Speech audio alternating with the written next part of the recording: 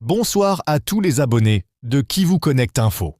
Ce soir, nous vous présentons un résumé complet et détaillé des événements en République démocratique du Congo, RDC, du 11 mars 2026, avec un accent particulier sur la situation sécuritaire dans l'est du pays.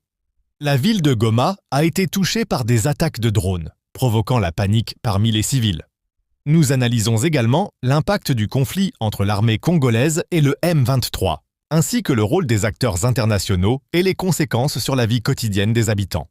Ce matin à Goma, dans la province du Nord Kivu, la population a été brutalement réveillée par de puissantes explosions dans le quartier résidentiel de Imbi, un secteur densément peuplé et actif sur le plan commercial. Il s'agirait d'attaques menées par des drones, qui ont plongé la ville dans un état de forte alerte et de panique. Les habitants ont immédiatement cherché refuge dans leurs maisons ou dans des lieux considérés plus sûrs, tandis que d'autres fuyaient à travers les rues. Des images relayées sur les réseaux sociaux montrent des enfants courant vers leurs parents, des femmes portant leurs enfants dans les bras et des habitants se réfugiant dans des bâtiments administratifs ou des cliniques pour se protéger. Le porte-parole du M23, Lawrence Kanyuka, a publié un message sur X affirmant que le gouvernement de la RDC est derrière ces attaques, visant à causer des pertes civiles et à déstabiliser la sécurité dans la ville de Goma. Selon lui, cette attaque par drone dépasse les conflits habituels et cherche à intimider les civils et à compromettre la stabilité politique et sécuritaire de la région. Les habitants ont exprimé que de telles opérations constituent un danger pour la sécurité quotidienne et accroissent la peur dans la population.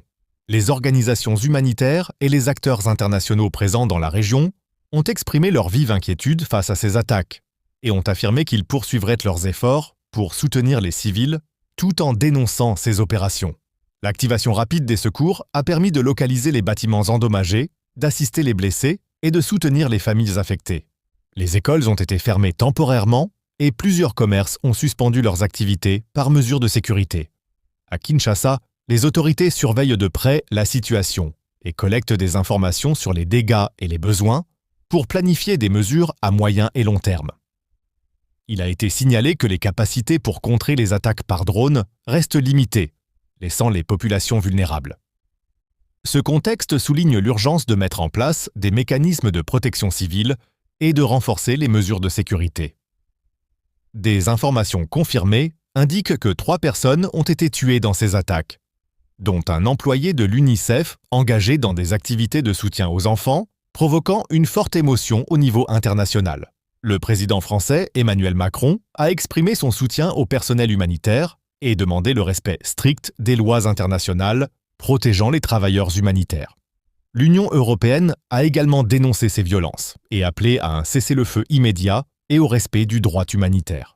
Dans d'autres zones de l'Est de la RDC, les combats entre les forces armées congolaises, FARDC, et les rebelles du M23 se poursuivent, causant des perturbations majeures pour les civils. L'utilisation de drones complique la situation et accentue les risques pour les populations non impliquées dans le conflit. Les experts en sécurité soulignent que la militarisation du ciel et l'usage de nouvelles technologies imposent un besoin urgent de protection des civils et de mesures de prévention. Des milliers de civils ont fui les zones les plus touchées par les combats, cherchant refuge dans le sud du pays ou près des frontières voisines, accentuant la crise humanitaire. L'économie locale et les activités commerciales sont gravement perturbées et les opérateurs économiques expriment de sérieuses inquiétudes sur l'avenir de leurs affaires.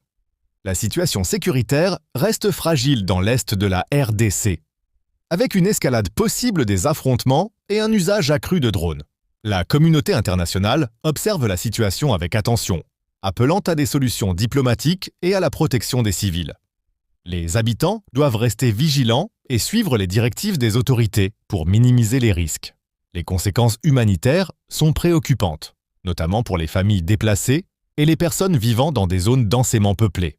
Le rôle des organisations humanitaires est crucial pour fournir une assistance immédiate en eau, nourriture et soins médicaux. Ces attaques démontrent la complexité des conflits modernes, où la technologie et la guerre conventionnelle se combinent pour créer un environnement dangereux pour la population civile.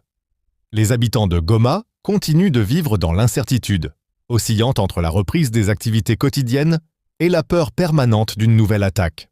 Le conflit entre le gouvernement congolais et le M23 ne montre aucun signe d'apaisement, et les civils restent les principaux acteurs affectés, sans réelle protection. Cette journée du 11 mars 2026 illustre également la nécessité d'une action concertée de la communauté internationale pour garantir la sécurité des civils et renforcer la stabilité dans la région du Kivu. Les populations expriment le besoin urgent de mesures concrètes, tandis que le dialogue pour la paix reste la seule issue pour prévenir de nouvelles tragédies. Le 11 mars 2026, la situation sécuritaire en RDC, et particulièrement à Goma, reste critique avec les attaques de drones, les combats persistants entre l'armée et le M23 et les graves conséquences sur la vie des civils. La mort de l'employé de l'UNICEF a provoqué une onde de choc international et renforcé l'appel à la protection du personnel humanitaire et au respect du droit international. Chez Kivu Connect Info, nous continuerons à suivre de près l'évolution de la situation et à vous fournir des informations fiables et analysées sur la sécurité, la vie quotidienne et le bien-être des habitants de la région du Kivu et d'ailleurs en RDC. Merci de continuer à suivre Kivu Connect Info. N'oubliez pas de vous abonner, liker et partager pour que l'information atteigne le plus grand nombre.